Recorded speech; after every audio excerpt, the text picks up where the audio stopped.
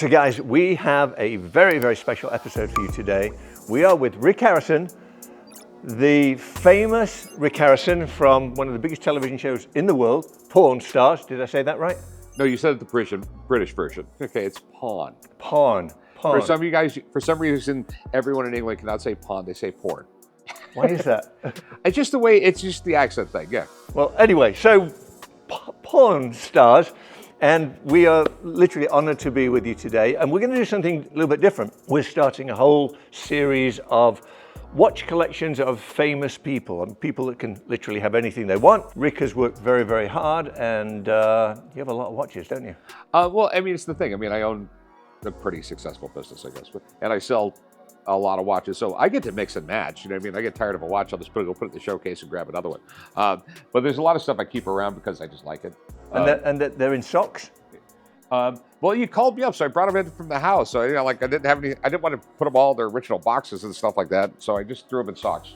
That's a great idea, actually. It doesn't take up a lot of space, right? Yeah. So, like, let me see. What do we got here? Good old-fashioned Breitling. If you want to dress up and not to be too special. These are a great watch. I think it's a very underrated watch. I think Breitling Chronograph's got like 253 moving parts in it.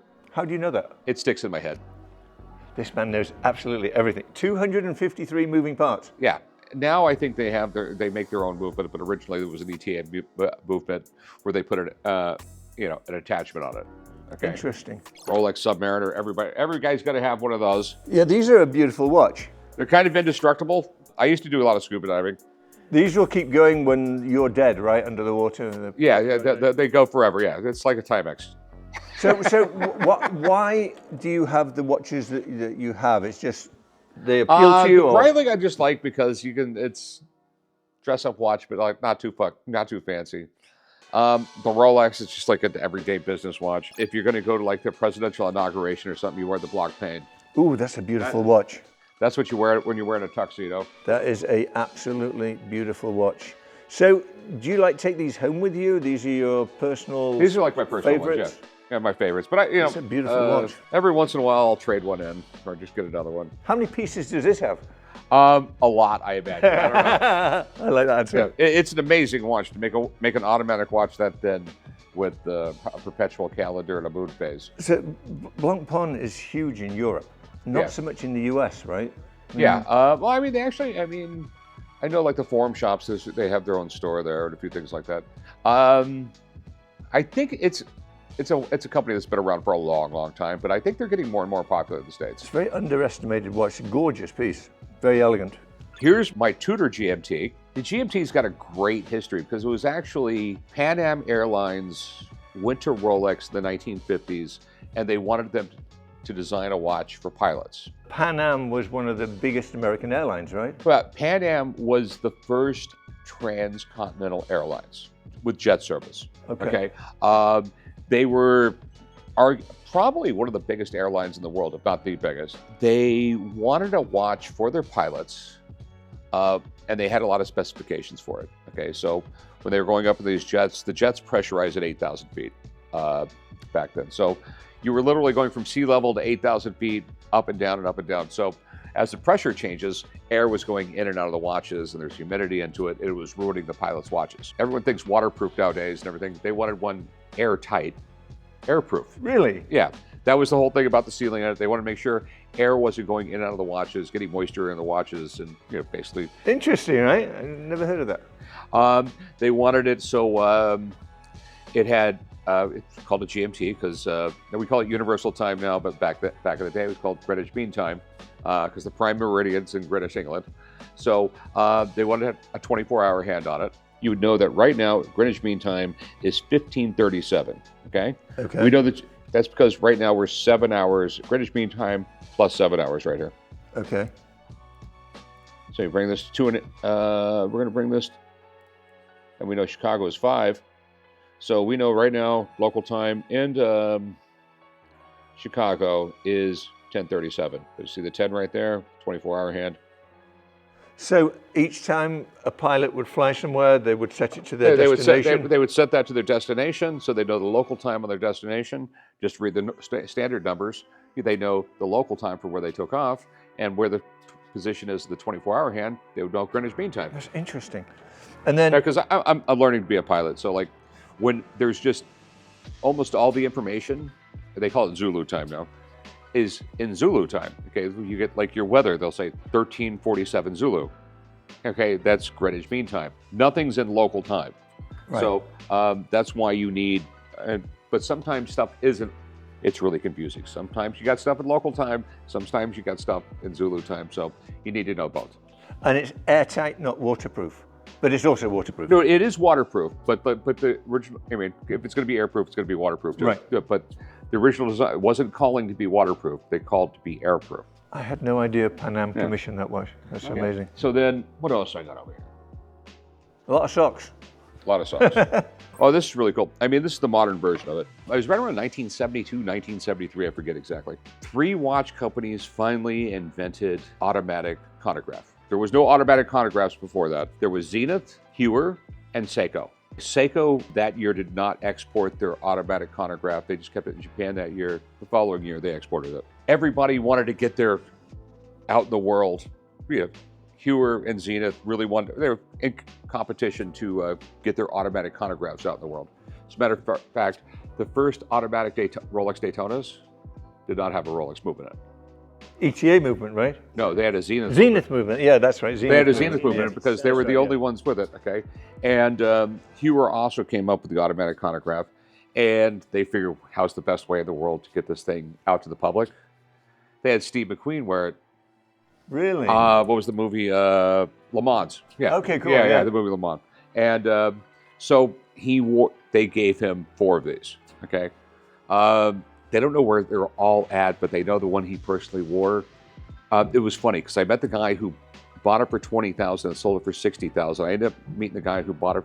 No, it was $80,000. He bought it for $80,000. Then that guy sold it for $200,000. Whoa. And then the guy he sold it to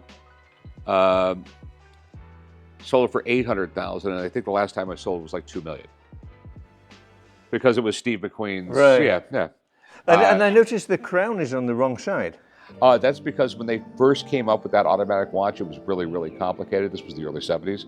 So that's the only way they could get it to work at the time. Interesting. Yeah. It's a pretty looking watch, isn't it? It's cool, yeah. $2 million bucks, huh? Yeah, it's for Steve McQueen's watch. Yeah. That's because it was Steve McQueen's watch. And what would one of these go for? These right here, I mean, so Heuer came back out with it a few years ago, and I think they're going for like $8,000-9,000 now. Where did the tag part come in? Okay, so there was the watch company Heuer, and there was a he knows tool everything. company called Tag. I forget the whole name up there, but they bought out Heuer and sort of merged the names and came Tag Heuer. So, but originally they were just Heuer. Interesting. Kind of the same watch, but a little bit more modern. Tag Monza. And what's the story behind this one? I don't know really a story, but I just think it's really cool. That's just my titanium Breitling. When I'm riding my bike or something like that, I'm riding a motorcycle, it's kind of indestructible, so I love it. It's titanium, it's lightweight, big bright hands with the Ultra Luma on them, so I can see it at night. This is really cool. This is actually made in the United States. It's called Resco. It was a company that was started by some ex-Navy SEALs, and a lot of Navy SEALs actually wear these. Built like a tank. It's actual American-made case. It's got an ETA movement in it. Like I said, super Luma on the hands and the numbers, super waterproof. I think the model on this one is the BullFrog. It's got a waterproof cap right there and a locking crown. And a locking crown. Yeah, Because so normally they do, like a Cartier, it has you just pull it once you open the cap, right? Yeah, so this is a locking crown right here. That's interesting. And you have a locking cap on it. They're both got O-rings on them. So highly waterproof. Yeah, We I mean, don't definitely. get to see watches like this. This is cool. So what else I got here? Oh, Socks. yeah. Oh, I love this watch. I just got to have it. Roman Jerome, right? Yep. I love the fact that, the bezel is actually made from the hull of the Titanic. I have this watch. Yeah. I love this watch. So tell us the story behind this, because I have no clue. It's really cool. I mean, the metal on the back of it is made by the same people who made the steel, who made the Titanic, which I kind of think is kind of ironic because their steel was so bad it cracked, and that's why the Titanic sunk. So would you trust that in the water?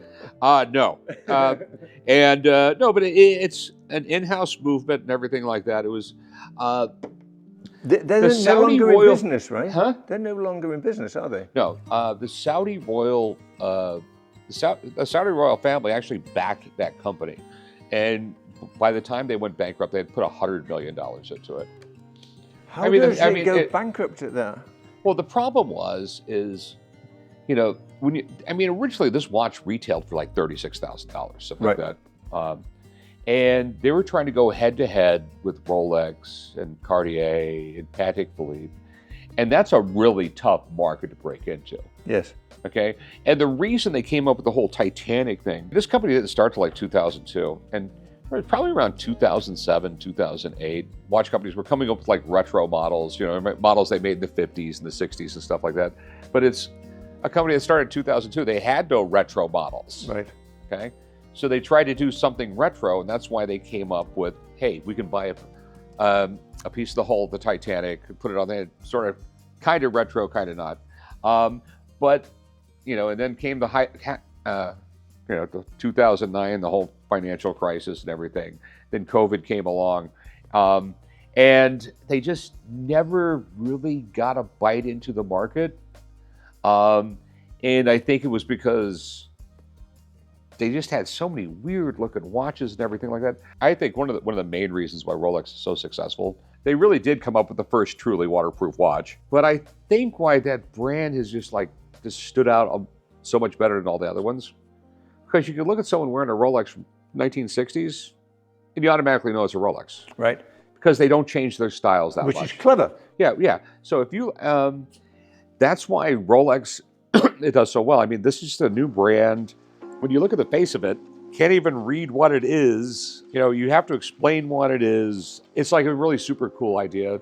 So I gave him $6,000 for it. You bought this for $6,000? What am I? Do you want a profit? I'll give you a profit right now. No, I'm cool. We'll talk later. Yeah. $6,000. The gold's worth more than that today. Not quite, but no, that's one of the problems with it. It's a defunct company, and like $6,000. I mean, where do you get a watch like that for $6,000? It's impossible. Because I explained to him, like, the company's BK. Yeah. Yeah, I mean, if there's ever an issue with it, yeah. And then I always loved Jaeger-LeCoultre, the Reverso. Beautiful watch. Yeah. I mean, they make a much bigger one now. This one's probably from the 1960s. But I just love it because I always joke that you can tell the time in Vegas and Henderson. And for those of you that don't know where Henderson is, it's attached to Vegas. No, but I always thought it was, it's just a cool watch. I always liked the Reverso. It's a gorgeous watch. And I can't help noticing your bracelet. What is that? That's one of the coolest things I own. That is a Viking bracelet that's 1,200 years old. Viking bracelet? 1,200 years old. I have all the paperwork on everything. It's from a Viking hoard. And it's really, really cool. I joke around that, like, the one bad thing about it is if you fall asleep wearing it, you'll dream of pillaging. That's funny. No, but it's that is very it's one of the coolest things. But it's 1,200 years old. I wear it all the time. That's amazing, amazing. And that somebody walked in the store with it? Yeah, someone walked in the store. I had it checked out by the curator of the Met, the Viking curator for the Metropolitan Museum of Art. I have all the paperwork on it. So yeah, it's one of the coolest things I own. That's crazy. Do you know where it was found? You know, like how? It was from a hoard found in England. Or yeah, I think England. Yeah. 1,200 years old. Amazing. That is really amazing. Well, this has been great. I'm sure our audience would love to see some of the beautiful things you've got around the store here. Can we do another video and show everybody? Sure, no problem. Let's do it. Guys, you know what to do. Hit the like button, hit the subscribe button. We're in it to win it, and this has been very educational and a lot of fun. Thank you, Rick.